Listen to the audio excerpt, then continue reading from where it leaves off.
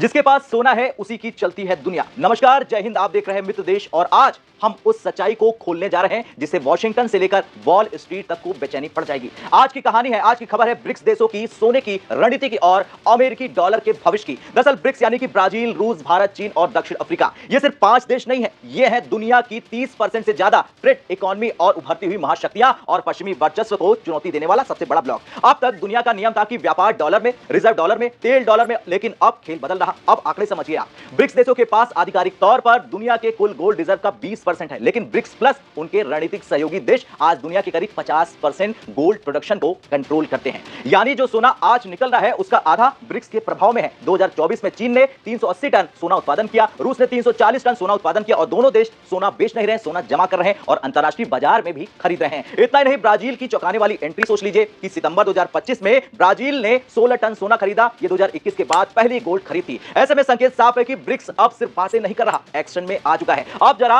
अनुज गुप्ता की बात सुनिए, एक्सपर्ट अनुज गुप्ता की बात। वो कहते हैं कि ब्रिक्स देश ज्यादा सोना पैदा कर रहे हैं, कम बेच रहे हैं और ज्यादा खरीद रहे हैं। अब ये तो एक्सपर्ट का बयान था, लेकिन सच्चाई इससे भी ज्यादा तगड़ी है। 2020 से 2024 के बीच ब्रिक्स सेंट्रल बैंकों ने दुनिया का 50% से ज्यादा गोल्ड खरीद लिया है और यकीन मानिए आपकी ये खबर ट्रंप को बिल्कुल पसंद नहीं आने वाली है। अब डॉलर पर सबसे बड़ा सवाल क्यों है? दरअसल ये बदलाव आया रूस यूक्रेन युद्ध के बाद, जब अमेरिका और यूरोप ने रूस के विदेशी मुद्रा भंडार फ्रीज कर दिए। तब पूरी दुनिया ने देखा कि डॉलर रिजर्व एक रणनीतिक हथियार है अमेरिका का। दुनिया के देशों ने समझ लिया कि डॉलर सुरक्षित नहीं है, विदेशी बैंक सुरक्षित नहीं है, पश्चिमी सिस्टम भरोसेमंद नहीं है और तभी शुरू हुआ सोने की ओर भागना। क्योंकि सोना न्यूट्रल है, सोना किसी देश का नहीं है, सोना फ्रीज नहीं होता है और सोना हथियार नहीं बन सकता है। अब आप सोच रहे होंगे कि मैं भारत के गोल्ड की बात क्यों नहीं कर रहा, तो चलिए शुरू करते हैं आपके मन की बात। दरअसल भारत चुप है लेकिन मजबूत चाल चल रहा। आज भारत, रूस और चीन तीनों दुनिया के सबसे बड़े गोल्ड होल्डर्स में से एक हैं। भारत ने डॉलर एक्सपोजर कम किया है, गोल्ड रिजर्व बढ़ाया है, ट्रेड में लोकल करेंसी का इस्तेमाल बढ़ाया है। भारत ने हाल के सालों में डॉलर एक्सपोजर कम करने, गोल्ड रिजर्व बढ़ाने और ट्रेड में लोकल करेंसी यानी रुपए का इस्तेमाल बढ़ाने की दिशा में स्पष्ट कदम उठाए हैं।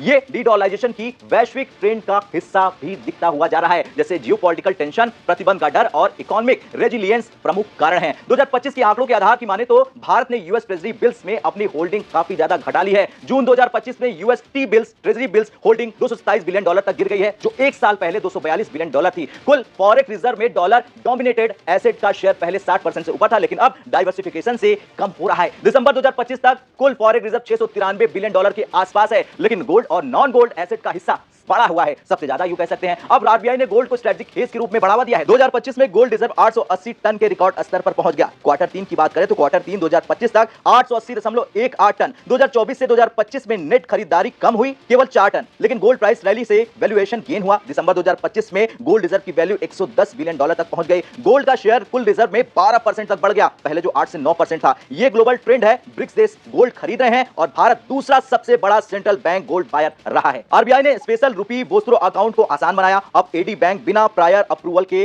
खोल सकते हैं। 2025 में 30 देशों के 123 बैंकों से 156 एसआरवीएस खुले हैं। रूस, यूएई, श्रीलंका, मलेशिया आदि के साथ रुपया बेस्ड ट्रेड बढ़ गया है, खासकर ऑयल और कमोडिटीज में। इतना नहीं, ब्रिक्स में इंट्रा ट्रेड का 1/3 लोकल करेंसी में हो रहा। आरबीआई फ्री ट्रेड पार्टनर्स के साथ डायरेक्ट रुपया रेट्स और सेटलमेंट को प्रमोट भी कर रहा है, जिससे ट्रांजैक्शन कॉस्ट कम हो रही है और डॉलर की डिपेंडेंसी, निर्भरता घट रही है। यह कदम इसलिए क्योंकि भारत ने रूस पर प्रतिबंध से सबक लिया, क्योंकि भारत को पता है अमेरिका डॉलर एसेट्स फ्रीज कर सकता है, जैसे कि रूस के साथ उसने किया। अब ब्रिक्स प्लस में डिस्कशन गोल्ड बैक या लोकल करेंसी सेटलमेंट का हिस्सा है, लेकिन भारत एग्रेसिव डीडॉलराइजेशन से बच रहा है और खुद विदेश मंत्री एस जयशंकर ने साफ कहा कि भारत डॉलर को टारगेट नहीं कर रहा है। कुल मिलाकर ये डी रिस्किंग स्ट्रेटजी है, न कि डॉलर को पूरी तरह रिप्लेस करने की। 2025 में ये ट्रेंड जारी है और भारत की इकोनॉमी को ज्यादा रेजिलिएंट बना रहा है। अब अगला सवाल है कि गोल्ड की कीमतें क्यों भाग रही? दरअसल गोल्ड सिर्फ महंगाई से बचाव नहीं है, बल्कि डॉलर से बीमा बन गया है। मार्केट समझ रहा है कि भविष्य अनिश्चित है और सोना ही आखिरी भरोसा है। ब्रिक्स देशों में अब करीब 1/3 ट्रेड डॉलर के बिना हो रहा है। उदाहरण मैं आपको दे सकता हूं, भारत, रूस रुपया रूबल में व्यापार कर रहे हैं, चीन, ब्राजील युआन और रियल में व्यापार कर रहे हैं और इसके कई फायदे भी हैं, जैसे कि कम ट्रांजैक्शन कॉस्ट होती है,